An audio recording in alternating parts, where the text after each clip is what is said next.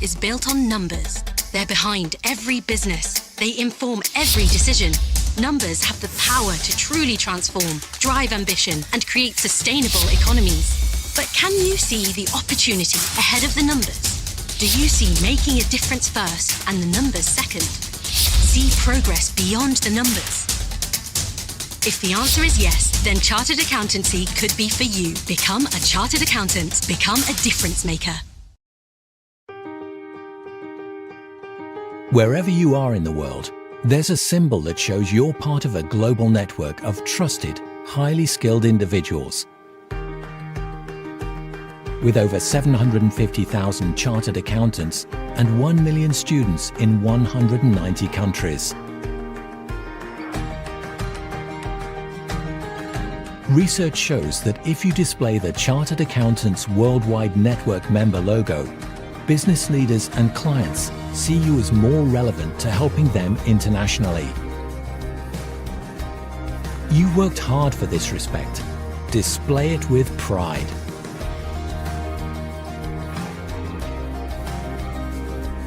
Join the global network of chartered accountants. We're stronger together.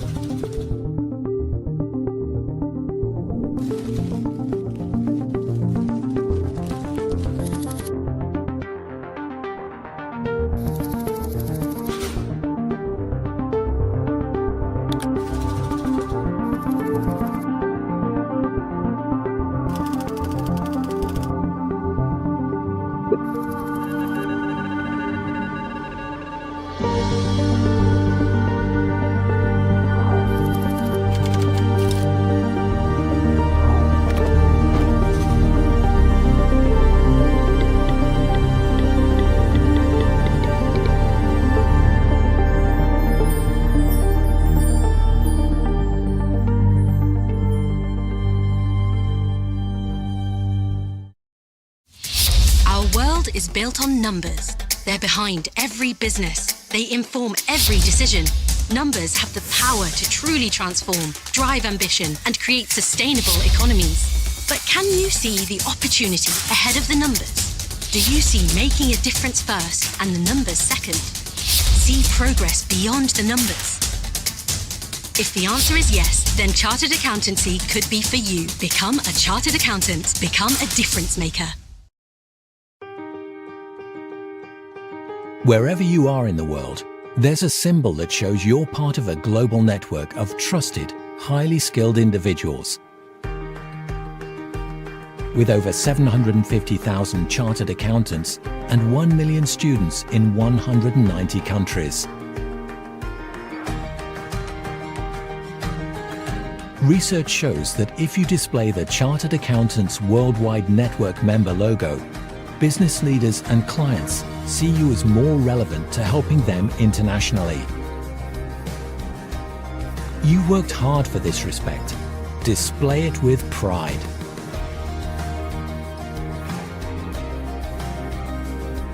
Join the global network of chartered accountants.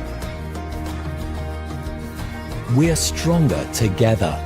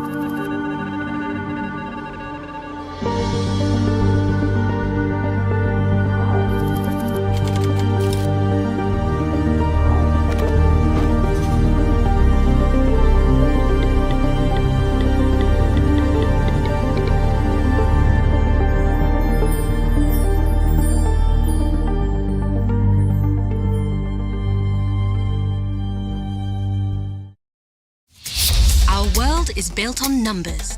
They're behind every business. They inform every decision. Numbers have the power to truly transform, drive ambition, and create sustainable economies. But can you see the opportunity ahead of the numbers? Do you see making a difference first and the numbers second? See progress beyond the numbers? If the answer is yes, then Chartered Accountancy could be for you. Become a Chartered Accountant. Become a difference maker. Wherever you are in the world, there's a symbol that shows you're part of a global network of trusted, highly skilled individuals. With over 750,000 chartered accountants and 1 million students in 190 countries. Research shows that if you display the Chartered Accountants Worldwide Network member logo, business leaders and clients see you as more relevant to helping them internationally. You worked hard for this respect.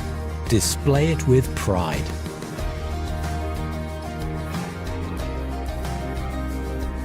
Join the global network of chartered accountants. We're stronger together.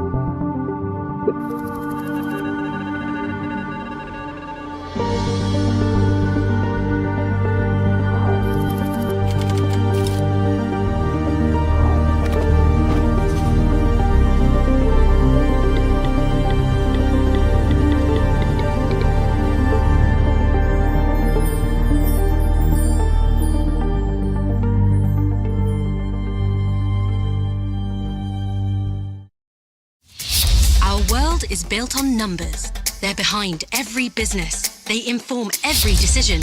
Numbers have the power to truly transform, drive ambition, and create sustainable economies. But can you see the opportunity ahead of the numbers? Do you see making a difference first and the numbers second? See progress beyond the numbers?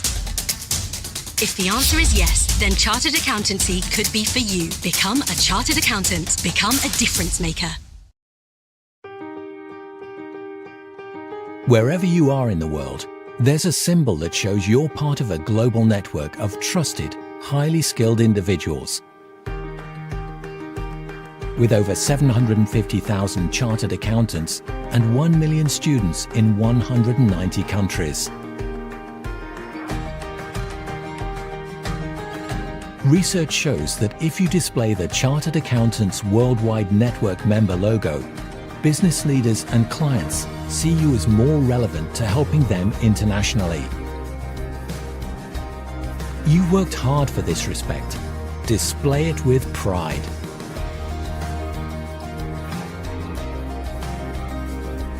Join the global network of chartered accountants. We're stronger together.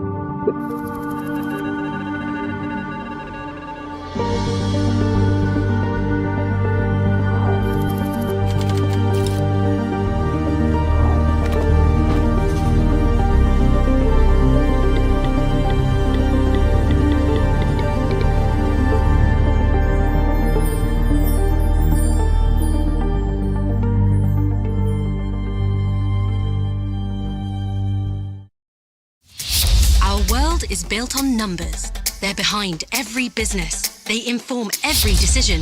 Numbers have the power to truly transform, drive ambition, and create sustainable economies. But can you see the opportunity ahead of the numbers? Do you see making a difference first and the numbers second? See progress beyond the numbers? If the answer is yes, then Chartered Accountancy could be for you. Become a Chartered Accountant. Become a difference maker. Wherever you are in the world, there's a symbol that shows you're part of a global network of trusted, highly skilled individuals.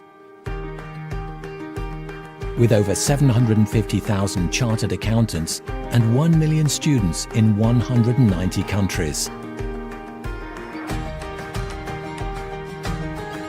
Research shows that if you display the Chartered Accountants Worldwide Network member logo, business leaders and clients see you as more relevant to helping them internationally.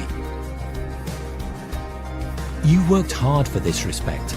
Display it with pride.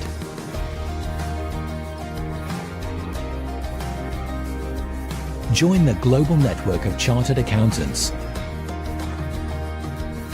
We're stronger together.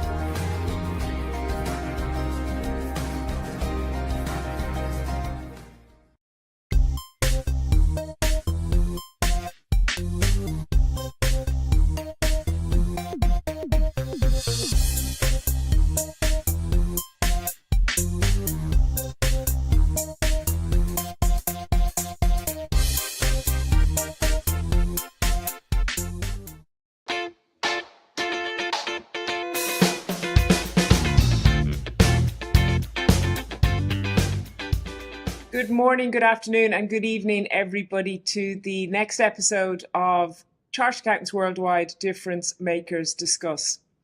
I'm Sinead Donovan, President of Chartered Accountants Ireland, and I'm delighted to be joined today by Kudzai Zendara, who is the representative from Chartered Accountants Scotland. And he is going to talk to us about his career, about his life experiences, and really just try and impart some knowledge to the listeners about the importance of being a chartered accountant and some of his learnings along the way. So, Kudzai, you're very, very welcome. I'm going to start off by asking you to maybe introduce yourself to the audience, maybe talking a little bit about your journey to date and about where you are currently working and the role you're in, if that's okay. Yeah, sure. So thank you very much. My name's Kudzai Zendara. I'll kind of start at the beginning, right at the beginning, but quickly. Born in the UK, lived in the UK till I was about 13, moved over to Zimbabwe for all my high school, then came back to the UK where I studied at the University of Manchester, and from there pursued my career with PwC in London, which is where I studied as a chartered accountant with ICAS. And from there, sort of after working for 4 years or so within external audit, I joined the Royal Bank of Scotland, which is now more commonly identified as NatWest Bank, where I worked across finance and treasury for about sort of between 8 and 9 years. And that was great fun. And then I joined Standard Chartered Bank, where I've been for the last 4 years or so. And I currently work in the treasury markets function of that bank in a sort of balance sheet and liquidity management capacity.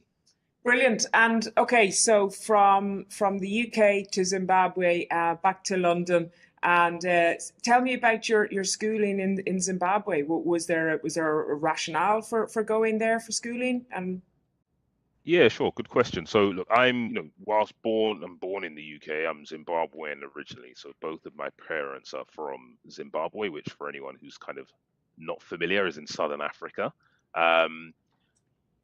The rationale really was that I still at the time had quite a lot of family still in Zimbabwe as well. And so myself and my two brothers, my parents were very keen for us to experience a African education, both in the sense of the formal education system, but also just the benefit from sort of the life experience of growing up there.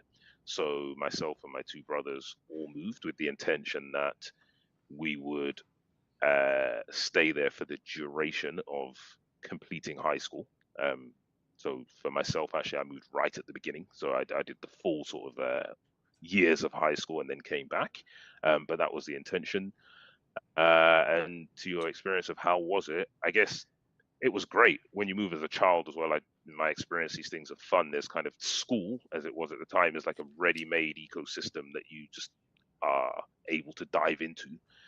Took care of all my sort of social network, friendship network. It was all formed at school. I was very fortunate that I was able to start day one of secondary school, so I didn't have the difficulties of trying to integrate midway through a school year. So it was great, and it was a very different school life to kind of how it is here in terms of you're very forced, that's the wrong word, but you're really encouraged to get involved in all aspects of school life. It's not just about going and sort of doing your learning and coming home. There's a whole real vibrancy to being a student in school in Zimbabwe.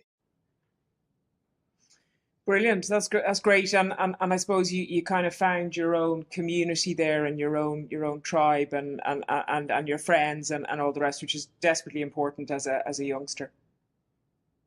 Yeah, I mean, the friends I made from school are still my friends today. Yeah. And even though I don't see them because we're all over the world, I don't see them as often, but we speak regularly on WhatsApp, and I know if I happen to land in a country that one of them is in, or vice versa, like it will be as though we've sort of not been separated. Brilliant.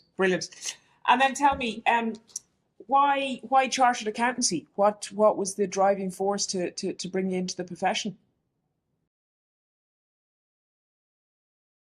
As the driving force. That's probably the two main ones. I would say the academic uh, system and curriculum in Zimbabwe, as it was at the time, was very traditional um, in terms of the subjects that you studied and the career paths that you pursued or encouraged to pursue thereafter. So what I mean by that is it was quite common to sort of be in school and think, right, I'm either going to be a doctor, a lawyer, or an accountant. And for me, accountancy and the subjects that I studied at the time that would pursue me to that path were the ones I was most interested in. So I enjoyed it, frankly. Might sound nerdy, but I enjoyed sort of business studies and accountancy. When I went to uni, I studied an accountancy related degree.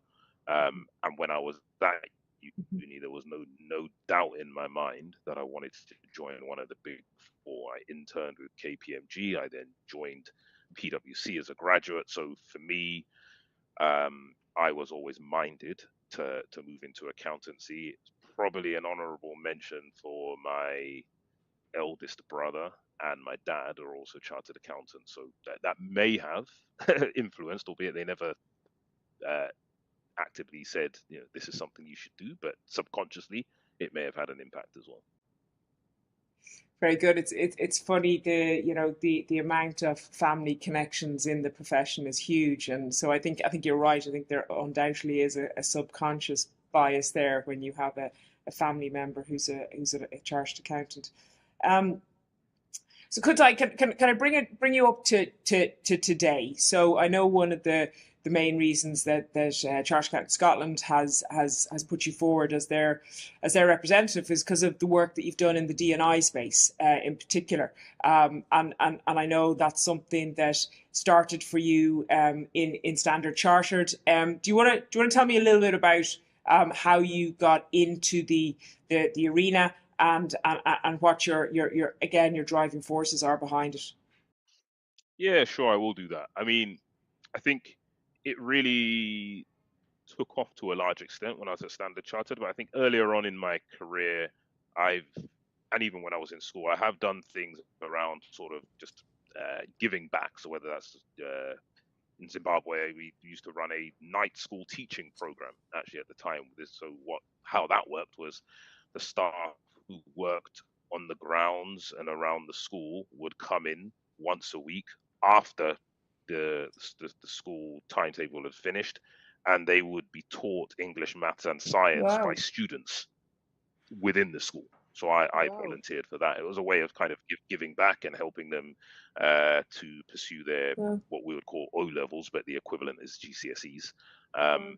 So that's something I did. So I've probably always Yeah. had some form of helping out in some way, whether that's Yeah. work experience or initiatives like that. But to your point, and when I'd say got into it a bit more seriously.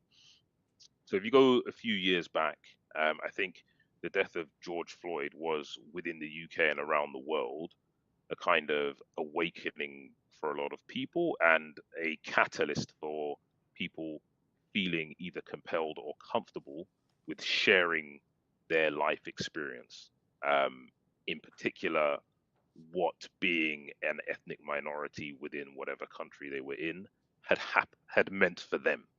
And I think while that was going on and people were sharing stories, and I was seeing organizations also kind of responding to what had happened by reaffirming their core values and beliefs, I myself also felt compelled to share my experiences of growing up as a Black person within and outside of the workplace within the UK. Now, I did that by sending an open letter to the CEO of Standard Chartered Bank. Um, I emailed him one evening with an open letter to shout out to my wife because she was very supportive and encouraging of that. So I did that. He responded within about 24 hours and sort of said, "Hey, thanks for sharing this. How about you and I speak one to one?" Which was not something I was expecting. But that took place. We had a very sort of positive conversation, and that was a very positive experience for me. I shared that online on social media. So I shared the the open letter and just the conversation I'd had with the CEO as well. And I think through that, I mean, I was kind of naive to how LinkedIn works at the time, but it got quite a bit of traction, and I guess it was viewed within and outside of my workplace and landed on ICAS's radar as well. And ICAS invited me to be a part of their ED&I network.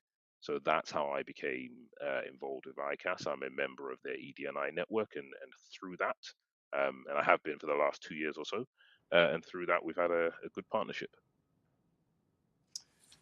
Wow, that's amazing. There is so much to unpack there. So if you don't mind, I just want to kind of drill into a few things. So key decisions there, key moments was obviously the decision to send the open letter.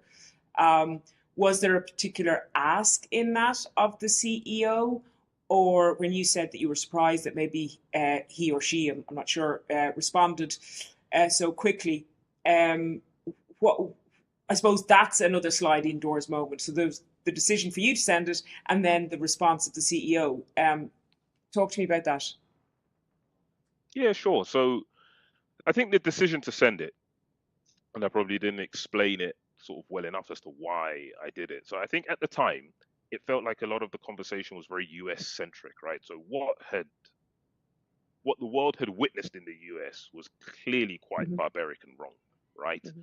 But a lot of the conversation and analysis also seemed very centered on US society. And in my mind, I was thinking, there is a version of this in the UK. It's not the same. It's not as outward and as brutal and as in your face and as obvious, but there is a version of this in the UK that doesn't appear to be either getting talked about or acknowledged. What I'm seeing are people, CEOs, etc., talking about the events of the US, perhaps not realizing that within their own organizations and on their own doorstep, there is a lived experience which is similar that people can identify with. And so my letter was more around, I just want you to be aware of what that experience in the US has been like for me within the UK. So it really was more just to share and open eyes, so to speak. I would say there wasn't a particular ask beyond just, look, I hope you find this in some ways useful and enlightening, and it spurs some form of change within our workplace. To say things are bad with the workplace, but some form of recognition and awareness, because my experience can't be completely unique. I'm sure there are others who have had something similar. So that's what made me send it. I think sliding doors moment. Yeah, I mean, look, when the CEO of a global bank takes the time to respond, not delegating the response to someone else, but respond directly and in a way that says, let's speak one to one. That was definitely unexpected, but really positively so. And I think for me, it really encouraged me to feel more comfortable with speaking up, to help to play a part in normalizing the discussion of such things within the workplace. It made me want to get involved with what our bank does in general to try and foster sort of diversity and inclusion. So in short, it gave me it put a spring in my step to contribute. And it made me feel very comfortable about, if there's one thing it did, it made me think, if I can feel comfortable enough to reach out to the CEO and he can be kind enough to reply in the way that he did, then I feel comfortable enough to approach anybody with things like this. Yeah, yeah. Two key takeaways for me there, just as you spoke, and I think I found that really, really actually inspiring. Was the two key takeaways is one, as you say, have the courage to send, thoughts and opinions, and because that did take courage on your part to send that, but then the leadership that the CEO showed by responding personally, and as you use the word with kindness there, that's such an important trait of a leader. So yeah, I think there to me are the takeaways. So From that, you got involved in, I think, was it the E or G group in Standard Chartered, and as you say, then it opened doors into ICAS, and I know you're the inaugural, or were the inaugural chair of the ICAS Black Members Network. So you've kind of continued the journey on through the profession. Yeah, yeah, precisely. So yeah, I did get involved firstly with the Standard Chartered Yes, Employee sorry, Resource Group. thank you. For anyone who hears ERG and is wondering what that is, Yes, it's an sorry, thank Employee you. Resource Group. So no, that's fine. So it's essentially a network led by employees for employees that focuses on racial diversity and equality within the UK bank. Um, and yeah, I got involved with that as a committee member and led sort of several initiatives over a period of years. Um, Latterly, I then got involved with ICAS as well. And as you mentioned, through being involved in the ICAS sort of ED&I committee, within that committee, it was kind of suggested, if you like, the idea was mooted as to Hmm. having something for Black members and students, I would say, Hmm. but something that basically allows people to come together, network, share experiences, share stories, give back. You know, there's a real growing need of people who have sort of gone through their careers who say, look, I would love to speak to the next sort of generation of students coming through, share my career story, see how I can help them navigate and or avoid some of the challenges that I experienced coming through. Hmm. And Hmm. just provide some guidance. So, and you know, we are live with that currently. Um, we have plans to kind of hold events through the year and become bigger than what we are at the moment. But you know, as a start point, we've definitely got a good sort of an ambitious pipeline ahead of us. That's brilliant. Congratulations. And look, I mean, a real shout out also to ICAS, because I was at an event there recently with your institute, and I learned about the foundation that ICAS have, and the foundation that is 10 years old this year, and how much that has opened up the profession and the qualification to people that it would not necessarily have been able to enter the profession and study. So I think the whole DE&I value set and belief in ICAS is phenomenal. So shout out to everybody there.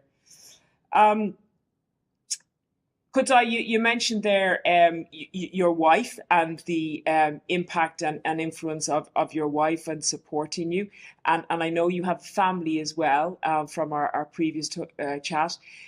Talk to me about, kind of the balance of work and family, and it's a busy world, and how do you navigate all that? Yeah, sure. Of course, there's no way I could not mention my wife or my two kids. They are central to my That's life lovely. completely. I think it's a really interesting question because if I think about how my career has developed, which I think will be similar for a lot of people, right? Right from the beginning, my experience was within a big four. People may be outside of a big four, but that period where you are studying to pursue your qualification is intense, right? You're working, you're studying, you're giving up free time. It's pretty intense. Even once you've finished and you've obtained your qualification and you're sort of going for post qualified roles within your existing institution or leaving to pursue roles elsewhere, you know, you are generally taking on more responsibilities and often being quite willing to give up a lot of time to work to try and progress, etc. Now, that is always easier to do when the only person you have to look after is yourself, right? It becomes more challenging as you Mm-hmm. go through life, and that's even before kids. Whether you start, dating a girlfriend, a boyfriend, whatever, as soon as you have to start apportioning time, it becomes more challenging, especially so, as I'm finding, when you have dependents, you have a wife, Mm-hmm. you have, every relationship needs to be nurtured. They don't just flourish by chance, okay? And there is a recognition that you have to, there's a recognition that you have to give that work is busy, but as far as possible, I need to make time for the other things as well.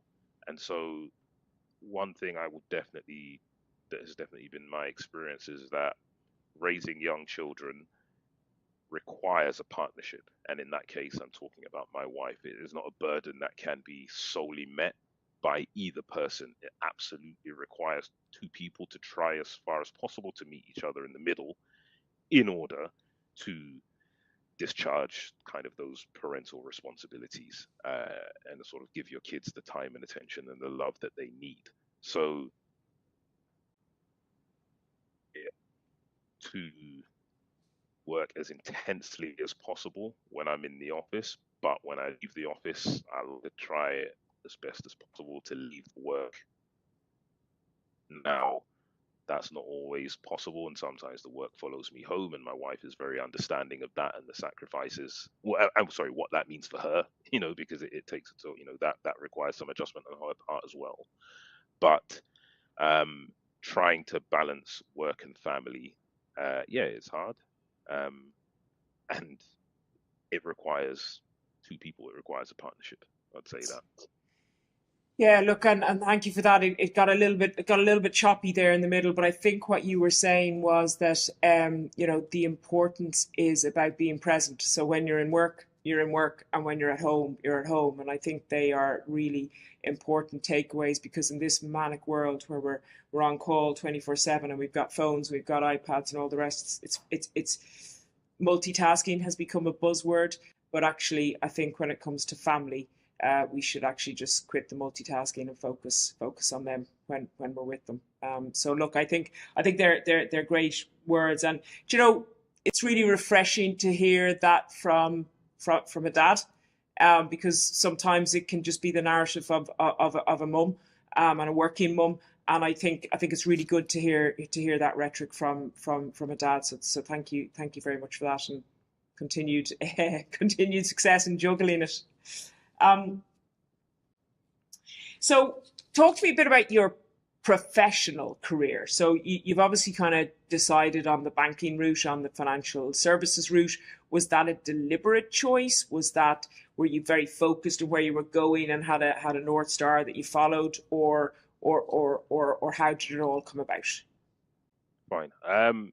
So I've never really had a North Star, so to speak, other than the fact that I knew for sure I wanted to pursue accountancy, and I knew for sure that I wanted to work within the Big Four, and specifically, I knew I wanted to work at PwC.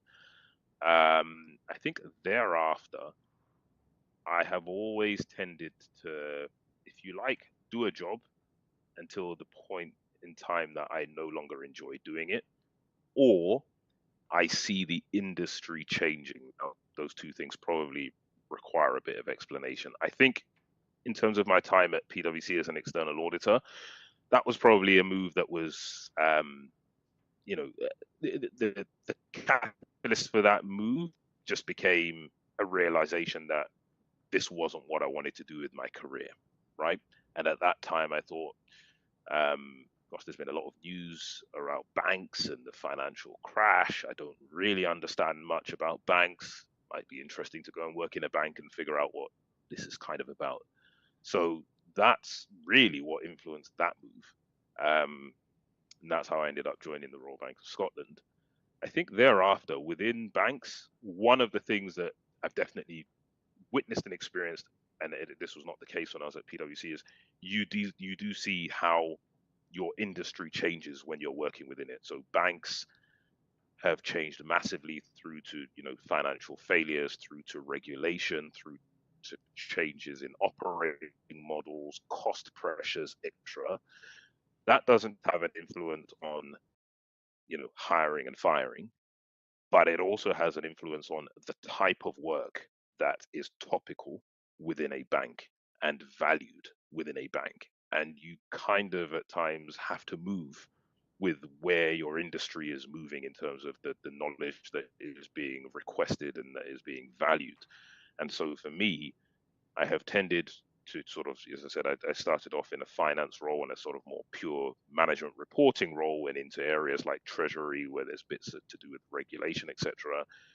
At times I have seen where the industry is changing, and where the focus of management and regulators, etc., is, and I've tended to move towards that. It's also happened to align with my area of interest. So really, what I'm trying to say is, I've tended to do roles until I've not enjoyed doing them, until I've thought, actually, I think it's more beneficial for me to go and now acquire this type of experience and skill set because I think this is where the industry is going and this is what's going to be valued. They've tended to shape my moves. So it's not really been a North Star. It's more been a where can I develop next? I think the consequence of that is, you know, in my case, it feels like I'm often moving out of a comfort zone into a place of just unknown, uncertainty, discomfort, which ultimately I think is serving me quite well, but it does take quite a lot of resilience. It does, and it's interesting that you've acknowledged that move out of the comfort zone, but that if you step out of the comfort zone and try and work through it, you kind of get into the growth zone, and but it's getting that balance right as to when to step out and for how long to step out. It's interesting that you say that one of your driving forces is the enjoyment factor. And whilst that shouldn't be interesting, it should be a no-brainer. I don't think everybody acknowledges that it is really important to enjoy what you do and enjoy your work. And you've obviously nailed that, Kudzai, and really follow your instinct. Yeah, and I mean, I think let me expand on that a bit more, right? I think it's important to realize that the thing that you enjoy doing today is not necessarily going to be the thing that you still enjoy doing multiple years down the line. So I've always gone into a role and loved doing it for a period of time, but it gets to a point where you think, no, you know, I'm ready for something different. I've taken from this role what I want to take from it in terms of technical skills or soft skills. I don't think spending more time in this role is going to incrementally benefit me much more. There is much more breadth or experience to be gained, perhaps, by stepping into a completely different space. Now, that doesn't work for everyone, but that has tended to be the case for me. But as I said, I haven't necessarily been suffering roles. I've been enjoying roles. But as you grow as a person, as you gain more experiences, as you see more, the things that you want to do and learn change.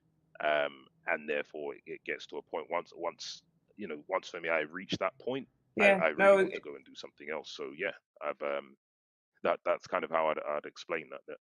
yeah, At a point in no. time, every role was the right role for me. Yeah, no, I think that's great, and I think that's great advice as well. That as your life cycle changes, your wants and your needs might change. Chartered accountancy as a qualification, do you think it's well set to give us that depth and breadth and the ability to change and navigate changes, or do you think there's something we can do more to educate our new members? Yeah, sure. So I mean, I think, look, for me, the qualification has served me well. It's allowed me to have a fruitful career and a career with growth and breadth, etc. Um, I think one thing that's important to note, acknowledge, is that, you know, the world is always changing, right? And um, that change influences how we work, i.e., use of technology, etc. But it also influences how people want to make money. And it's not necessarily exactly the same way. It's not necessarily just through a traditional path where I have a contract with an organization and I work for my entire career as an employee, etc. So um, I think there is potentially something that the profession can do with making sort of IT proficiency, AI proficiency, an aspect of the qualification. I think, as I've said, things to do with just managing money, whether you're in a sort of numerate profession or not, just the core skills of managing money, managing your finances. investing your finances. Just understanding that there is a difference between putting your money in a bank and investing it in different avenues, and what those avenues are, and what the risks and benefits are to those different approaches. Even that, right? It's quite possible, at least when I did my qualification, to come all the way through your ICAS qualification and have absolutely no concept, recognition, appreciation, or awareness of any of those things. And I think if we're teaching people to be financially literate, not just book smart, that is certainly something that could be a feature of the qualification. Yeah, and I think all those concepts really mirror what we heard. We did a global think tank there of younger leaders. When I say we, Chartered Accountants Worldwide, we brought a number of younger leaders from the Chartered Accountants bodies together here in Ireland, and we just kind of brainstormed about what the profession needed to do to maybe change or grow with the changing environment. And I think they were some of the things that came out, was just kind of, staying flexible and staying present to the changing landscape, including AI, including technology, including even basic entrepreneurship. I think that became a real point that members or younger members wanted to understand more about entrepreneurship and understand more about the risks, as you said there, the risks and the rewards. So look, I think it's all stuff that we need to do as a profession. Kudzai, you're obviously move at a very fast pace. You obviously want to achieve a lot and have achieved a lot. What do you see for the next number of years, or what would you like to achieve, or do you have thoughts on that?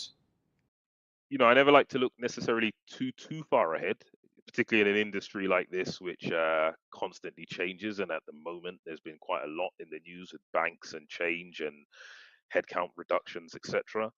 But at the same time, I have an open mind. I think, it's really important to make the most of the opportunities that are in front of you. I'm fortunate enough to work for a global bank that's present in about 60 markets. With that comes opportunity, should that opportunity be right for myself, for my family, for my children.